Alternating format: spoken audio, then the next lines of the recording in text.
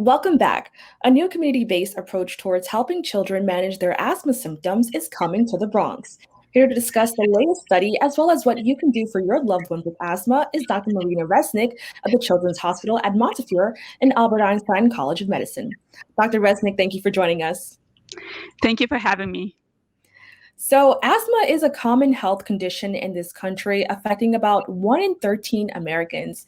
Can we first just start off by talking about what asthma is and how it affects our bodies? Yes, asthma is a common chronic disease that affects lungs and airways. Somebody who has asthma, their airways are sensitive, and they're sensitive to triggers such as pollen, dust, cigarette smoke, or viral illnesses. So when somebody with asthma gets exposed to triggers, these three things happen in their lungs. Their airways get inflamed, they get swollen and red. There's an excess mucus production that can clog or obstruct the airways. And then the muscles around the airways can tighten, and that's called bronchospasm. And that makes somebody with asthma have difficulty breathing. Now, as I mentioned, asthma is a chronic disease, so there is no cure, but there are ways to manage it, such as taking medication, avoiding triggers, and then treating the asthma attack as soon as it starts. Now, according to your research, the rate of asthma prevalence in the Bronx is as high as 25% in some neighborhoods, which is the highest rate of all New York City boroughs. Do you have any idea why we see this pattern in the Bronx? Yes, the exact cause of asthma is unknown, but there are multiple factors that play a role, such as air pollution and diesel exhaust particles from heavy traffic. So in South Bronx, where we see the highest prevalence of asthma in the Bronx and around the city, is located among the three major highways, the Major Deegan, the Brockner, and Cross Bronx Expressway. So that air pollution from the exhaust particles is one of the contributing factors to the high rates of asthma. In addition, the deteriorated housing conditions with mold or pests such as cockroaches or mouse or secondhand exposure are other environmental triggers of asthma. Finally, genetics plays a role. We know that asthma usually runs in families, so it may be inherited. So all of these factors together may contribute to the development of the disease. Now, I was very surprised to read that the Bronx also has the highest overall rates of asthma hospitalizations and deaths in New York. How common is death from asthma, and is it something that most families should worry about? Yeah, so the Bronx has, as you mentioned, highest asthma death rates and hospitalization rates. So in terms of death, the death rates in the Bronx are 3 times higher than the rest of the United States. So what that amounts to is about 40 deaths per 1 million of residents compared to about 13 deaths per 1 million in across the nation.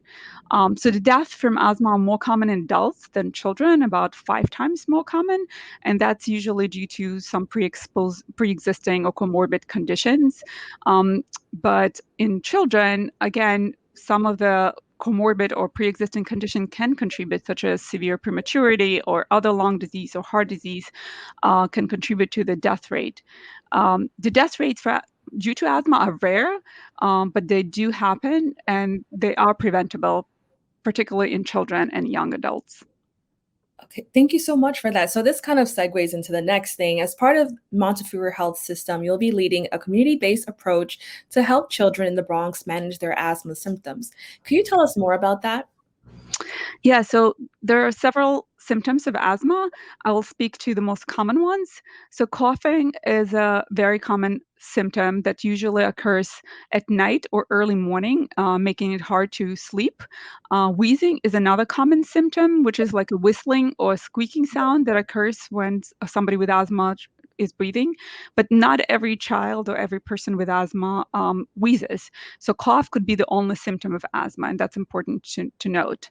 The other symptom is chest tightness or pain in the chest, and you would hear children saying that there's something that's squeezing their chest. And then finally, shortness of breath. Some people with asthma may have shortness of breath, or they have trouble catching their breath, or they can feel like they can get the air out of their lungs. Now, Going back to the study a little, you're going to be working with 40 different schools in the Bronx. Why was it important to work with schools on this project? Yes, asthma management does not stop in a clinic or in a doctor's office. Children spend at least half of their waking hours in school. And so asthma management should continue and occur in the school setting. Children may have asthma exacerbations or asthma attacks after playing in a gym, or if they are in a recess, we commonly hear about those episodes, and there could be also exposed to triggers within the school setting. And so school personnel may be the first ones to attend to the child who's having asthma. And so there's a need to be prepared for them to deal with a child or student who has asthma. So the schools will be divided into asthma pass intervention or the asthma management comparison group. Can you elaborate more on this? What are the differences between the two groups? Yes, so the schools will be randomly assigned to the asthma pass intervention or the asthma management comparison group. And the reason is for us to find out if there's a difference between the groups. So all enrolled families will receive 2 asthma lessons delivered by the community health worker.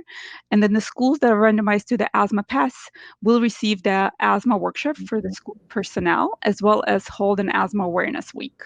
And families who are of students who are enrolled in the asthma pass schools will also have a regular check-ins with a community health worker who will address any of the other care coordination needs or any other concerns related to asthma.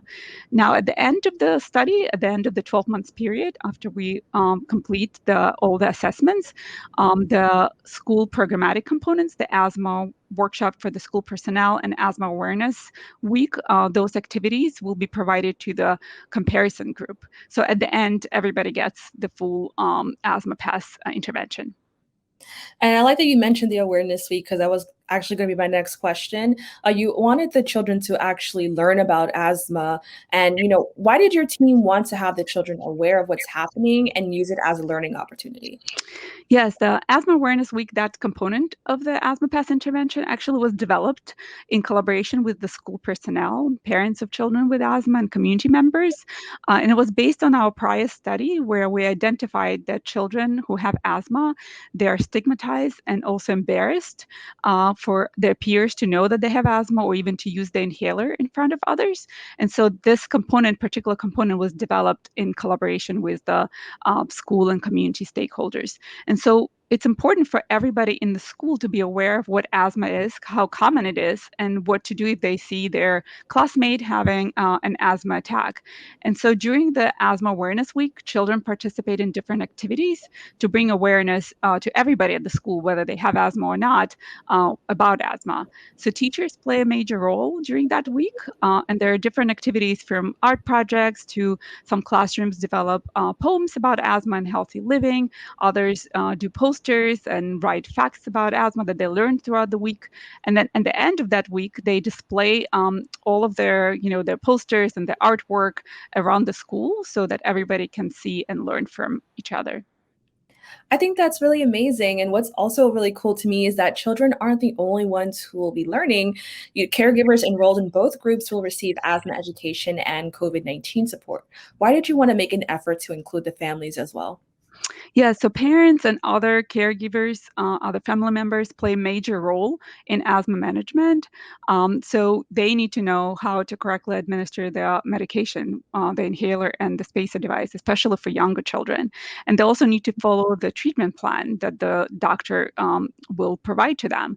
So also triggers that they could have at home, they need to be able to control it, that the child may not be able to know or do anything about it.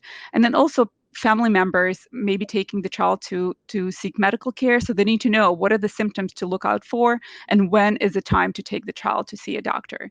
And so for the asthma pass, we would like at least one caregiver to be there during the asthma education lessons, but we also um, open it to any other family member who is there at the time of the lesson. So, what do you hope to see the what do you hope the outcome of the study will be? Yes, we will be comparing the outcomes between the two groups, and these include asthma control measures, such as symptom-free days, as well as physical activity. So we hope that to find that children in the asthma pass group will have more symptom-free days and better asthma control. Now, I also want to add, since we're in the wake of the pandemic, has COVID made things harder for those living with asthma? Yes, definitely. Our community have been affected by COVID, and so some families had difficulty accessing their medication during the pandemic. Many families were afraid to go to clinics and hospital to seek care for asthma due to potential exposure to the COVID virus, and social and economic impact was tremendous due to COVID, and that made it difficult for some families to focus on children's health. Surprisingly, many children actually had improvement in their asthma symptoms when the schools were closed last year, and due to social distancing and masking rules, and because they were not exposed to the triggers that they usually exposed when they are in schools. Oh, wow, that's really interesting.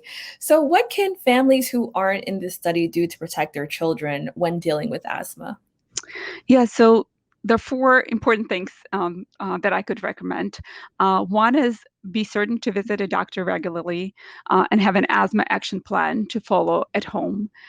Speak to the doctor about triggers, identify those triggers, and ways to avoid those triggers. And then remembering to take the medication as prescribed by the doctor. And finally, we are starting with the flu season, so getting the flu vaccine is very important.